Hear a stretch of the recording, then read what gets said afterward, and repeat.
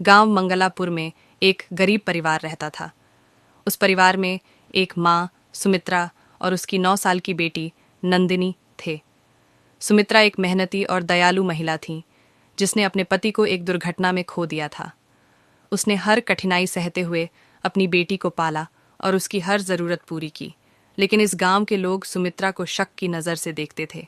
गांव की अफवाहें गांव में कई सालों से अजीब घटनाएं हो रही थीं। कभी गांव के कुएं का पानी खून जैसा लाल हो जाता, तो कभी रात को किसी अज्ञात महिला के रोने की आवाजें सुनाई देतीं। लोगों का मानना था कि ये सब एक चुड़ैल का काम है, और धीरे धीरे उन्होंने मान लिया कि सुमित्रा ही वह चुड़ैल है। गांव वालों ने यह अफवाह फैलाना शुरू कर दिया कि सुमित्रा रात को जंगल में जाती है और वहां तंत्र मंत्र करती है।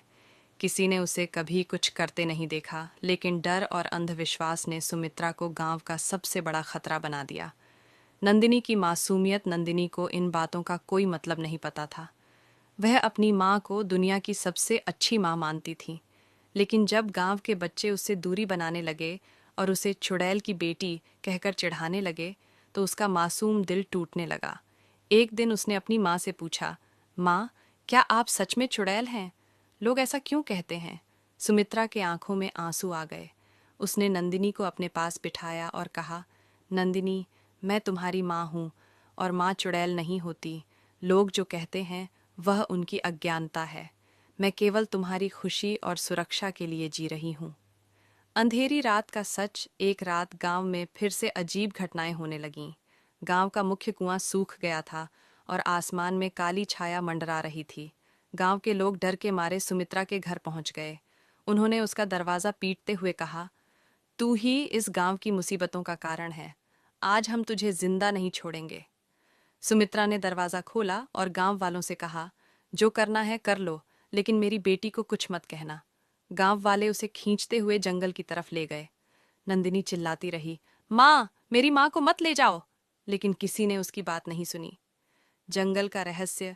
गांव वाले सुमित्रा को जंगल के बीचों बीच एक पुराने पेड़ के पास ले गए। ये वही जगह थी जहां से अजीब घटनाओं की शुरुआत हुई थी। जब उन्होंने सुमित्रा को उस पेड़ के पास बांधने की कोशिश की, तो अचानक हवा तेज हो गई। एक काली परछाई पेड़ के पीछे से निकल कर आई। यह वही चुड़ैल थी जिसके बारे में गांव वाले सालों से बात कर रहे थे। वह चुड़ैल सुमित्रा को घूरते हुए बोली, तूने मेरे रास्ते में आने की हिम्मत कैसे की? तूने मुझे बांध दिया, लेकिन अब मैं आजाद हूं। गांव वाले डर के मारे भागने लगे, लेकिन सुमित्रा ने अपनी जगह से हिलने तक की कोशिश नहीं की। उसने चुड़ैल से कहा, अगर तुझे किसी की जान लेनी है तो मेरी ले ले, लेकिन मेरी बेटी और इस गांव के लोगों को छोड़ दे। सुमित्रा का बलिदान। चुड़ैल हंसी और बोली, तू अपनी बेटी के लिए अपनी जान देने को तैयार है। तू नहीं जानती कि इन लोगों ने तुझे चुड़ैल कहकर कितना सताया है, फिर भी तू उनकी रक्षा कर रही है। सुमित्रा ने कहा, एक माँ के लिए उसकी औलाद से बढ़कर कुछ नहीं होता। अगर मेरी कुर्बानी से मेरी बेटी और गांव के लोग सुरक्षित रह सकते हैं, तो मैं खुशी खुशी मरने को तैयार हूँ। चुड़ैल ने उसकी आंखों में झांका और अचानक शांत हो गई। उसने कहा, तू इंसान नहीं, एक देवी है। तेरे जैसे दिल वाले लोग अब इस दुनिया में कम ही हैं। मैं तुझे आशीर्वाद देती हूँ कि तेरी बेटी को कभी कोई कष्ट नहीं होगा और ये गांव हमेशा सुरक्षित रहेगा। नंदिनी का गर्व, सुमित्रा की बहादुरी और बलिदान के बाद गांव वालों को अपनी गलती का एहसास हुआ। उन्होंने सुमित्रा से माफी मांगी और उसे सम्मान देने का वादा किया। नंदिनी अब गर्व से कहती थी, मेरी माँ चुड़ैल नहीं, एक योद्धा है। उसने सबकी रक्षा के लिए अपना सब कुछ न्यौछावर कर दिया। यह कहानी एक माँ के अद्भुत प्रेम और त्याग की है।